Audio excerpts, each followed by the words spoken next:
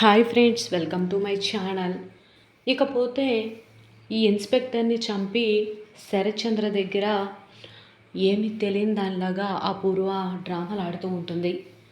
నా శోభచంద్ర ప్రాణాలు ఆయుష్ తీరిపోలేదు, ఎవరో కావాలనే తన ప్రాణాలను తీశారు అపూర్వ అని చెప్పి శరత్చంద్ర ఉన్నట్టుండి ఒక్కసారిగా కుప్పకూలి పడిపోవడంతో అపూర్వ నీళ్లు చల్లి లేపుతుంది. ఏదో ఒక కట్టుకథ అల్లి కావాలనే శరత్చంద్రను వేరే వైపుకు మళ్ళిస్తుంది. ఇకపోతే ఇన్స్పెక్టర్ని ఎవరు చంపారు ఏంటి అని కనుక్కున్న పనిలో ఉంటానన్న శరత్చంద్ర మరి నిజంగా పోలీసులకు ఏదైనా ఇన్ఫర్మేషన్ దొరికి అపూర్వే ఎస్ఐని అదే ఇన్స్పెక్టర్ని చంపించిందన్న నిజాన్ని మరి పోలీసులు బయటపెట్టి అపూర్వ కోసం ఇంటికి రావడం, భూమి అలాగే కృష్ణప్రసాద్ ఇంకా మీరా అందరూ కూడా షాక్ అవ్వబోతున్నారా? మరి నిజంగా అపూర్వ కుట్ర ఏ విధంగా బయటపడబోతుందా, ఏం జరుగుతుంది తెలుసుకోవాలి అంటే పూర్తి వీడియోలోకి వెళ్ళిపోదాం. పూర్తి వీడియోని చూసే ముందు మొదటిసారిగా నా ఛానల్ని చూస్తున్నట్లయితే ఇప్పుడే సబ్స్క్రైబ్ చేసి పక్కనే ఉన్న గంట సింబల్ని కూడా యాక్టివేట్ చేసుకోండి. అలా చేయడం వల్ల నేను పెట్టే ప్రతి ఒక్క వీడియో అప్డేట్ అనేది మీ వరకు ఈజీగా వచ్చేస్తుంది. ఇక లేట్ చేయకుండా పూర్తి వీడియోలోకి వెళ్ళిపోదాం. ఇక గగన్ అయితే శివతో ఈ విధంగా మాట్లాడుతూ ఉంటాడు. ఏంటి శివ నువ్వు చెప్పేది? నీకు నిజంగా అమ్మ నాన్న ఎవరు లేరా అని అడుగుతూ ఉంటే, అమ్మ చెల్లి ఉన్నారు సార్, కానీ మా నాన్న వేరే ఆంటీని పెళ్లి చేసుకొని వెళ్ళిపోయాడు. పాపం అమ్మ నాకు భారం కాకూడదని చెల్లిని తీసుకొని వెళ్ళిపోయింది సార్. నా చదువు కోసం మాత్రమే నేను ఇలా మీ జేబులో ఉన్న పర్స్ని దొంగలించాను సార్, నన్ను క్షమించండి అని అడుగుతూ ఉండగా వెంటనే శివ ఇలా అంటూ ఉంటాడు శివతో గగన్, దొంగలించి నువ్వు చదువుకున్నా నీకు సంస్కారం రాదు అని ఈ విధంగా అంటూ ఉంటే చెర్రీ ఈ విధంగా అంటూ ఉంటాడు. అవునన్నయ్య, నువ్వు చెప్పింది కరెక్టే, వీడిని ఊరికే వదలకూడదు, ఆయన జేబులో ఉన్న పర్స్ దొంగలించడం ఏంటి అని అంటూ ఉంటే, నువ్వు ఆగు చెర్రీ అని చెప్పి గగన్ అంటూ ఉంటాడు. వెంటనే ఇక సార్ నేను చదువుకోవడం కోసం మాత్రమే ఇలా దొంగతనం చేశాను సార్, నన్ను క్షమించండి సార్ అని ఈ విధంగా అంటూ ఉంటే, శివ నువ్వు నాతో వచ్చేస్తావా అనగానే చాలా సంబరపడిపోతాడు చెర్రీ అలాగే శివ ఇద్దరు కూడా. వెంటనే ఇక ఈ విధంగా అంటూ ఉంటాడు శివ, ఖచ్చితంగా వస్తాను సార్, నన్ను మీరు నిజంగా మీ ఇంటికి తీసుకొని వెళ్తారా అనగానే ఖచ్చితంగా తీసుకొని వెళ్తాను, నువ్వు బాగా చదువుకోవాలి అని ఈ విధంగా అంటూ పద అనగానే, ఆగన్నయ్య ఏంటి ముఖం తెలియని వాడిని ఇలా ఇంటికి తీసుకొని వెళ్తావా అనగానే వెంటనే ఈ విధంగా అంటూ ఉంటాడు గగన్, ఆ రోజు ఎవరో ముఖం తెలియని విగ్రహాన్ని తీసుకొచ్చి మా ఇంట్లో పెట్టమని చెప్పావు కదా, ఆ రోజు రాని డౌటు నీకు ఇప్పుడు ఎందుకు వచ్చింది అని అంటూ ఉంటాడు గగన్. చెర్రీ ఏం మాట్లాడకుండా సైలెంట్గా ఉండిపోతాడు. సరే సార్, నా బ్యాగ్ అక్కడ ఉంది, తెచ్చుకుంటాను సార్ అనగానే, నీ బ్యాగు అక్కడెందుకు వదిలేసావు అని అంటూ ఉంటే ఏం మాట్లాడాలో గగన్కి ఏం చెప్పాలో అర్థం కాక అలానే ఉండిపోతారు చెర్రీ అలాగే శివ ఇద్దరు కూడా. వెంటనే శివ ఇలా అంటూ ఉంటాడు, సార్ మీ పర్సు దొంగలించాక నేను పరిగెత్తడం కష్టమైపోతుంది కదా, బరువు ఎత్తుకొని పరిగెత్తలేనని చెప్పి అక్కడ పెట్టాను సార్ అనగానే వెంటనే గగన్ నవ్వుతాడు. సరే పద అని చెప్పి బ్యాగ్ తెచ్చుకున్న తర్వాత శివ అలాగే ఇక గగన్ ఇద్దరు కూడా కారులో ఇంటికి బయలుదేరతారు. ఇకపోతే శరత్చంద్ర ఆలోచిస్తూ ఉంటాడు జరిగిందంతా కూడా. అసలు ఇన్స్పెక్టర్ని ఎవరు చంపారు?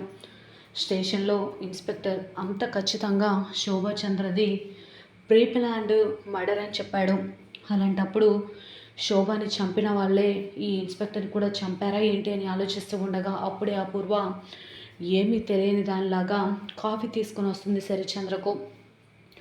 ఏంటి బావా, ఉదయం ఏదో హడావిడిగా వెళ్ళావు, ఏదో ఆఫీసు బిజీలో ఉన్నావేమో అనుకున్నాను, కానీ ఏమైంది బావా అని అడుగుతుంటే, ఆఫీస్ వర్క్ గురించి కాదు అపూర్వ, నా జీవితమే విషాదంలో మునిగిపోయింది అనగానే, జీవితం విషాదంలో మునిగిపోవడం ఏంటి బావా, అసలు ఏమైంది అని అడుగుతూ ఉంటే, అది నా శోభచంద్రను ఎవరో చంపేశారు, ఇన్నాళ్ళు మనం షార్ట్ సర్క్యూట్ అయి చనిపోయిందని అనుకుంటున్నాం కదా అనగానే ఏమీ తెలియనిలాగా అపూర్వ, ఏంటి బావా నువ్వు చెప్పేది నిజమా అంటే శోభ అక్కని చంపేశారా అనగానే, అవును నాకు ఇన్స్పెక్టర్ ఫోన్ చేసి చెప్పారు.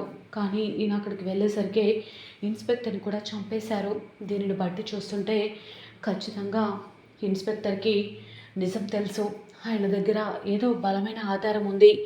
అది నాకు ఎక్కడ చెప్పేస్తారేమో అనే భయంతో ఖచ్చితంగా ఇన్స్పెక్టర్ని చంపేసి ఉంటారు అని అంటూ ఆలోచిస్తూ ఉంటే వెంటనే అపూర్వ, అయ్యో బావా అలా ఎందుకు ఆలోచిస్తున్నావు?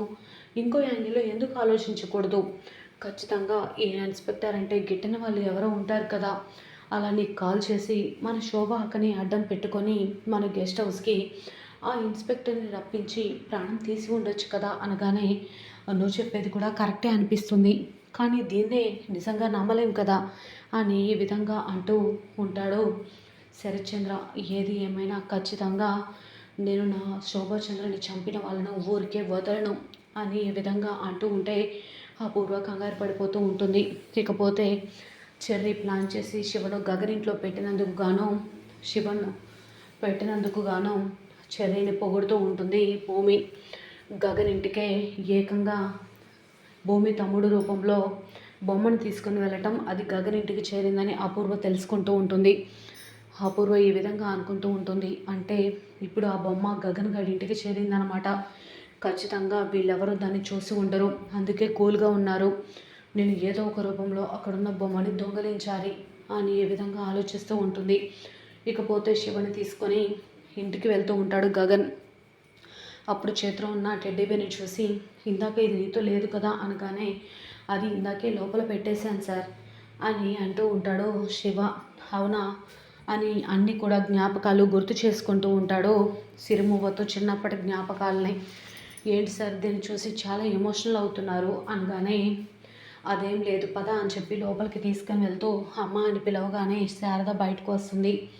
అమ్మ తను శివ అనగానే వెంటనే ఎవరు అని అడుగుతూ ఉంటే, తనది కూడా మనలాంటి స్టోరీనేనమ్మా. శివ అమ్మ చెల్లి ఇద్దరు కూడా శివని వదిలేసి వెళ్ళిపోయారు.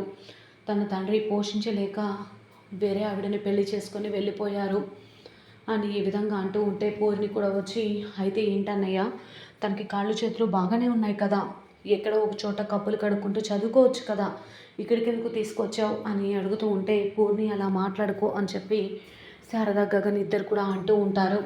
ఎంత చెప్పినా కూడా పూర్ణి వినిపించుకోకుండా లోపలికి వెళ్ళిపోతుంది.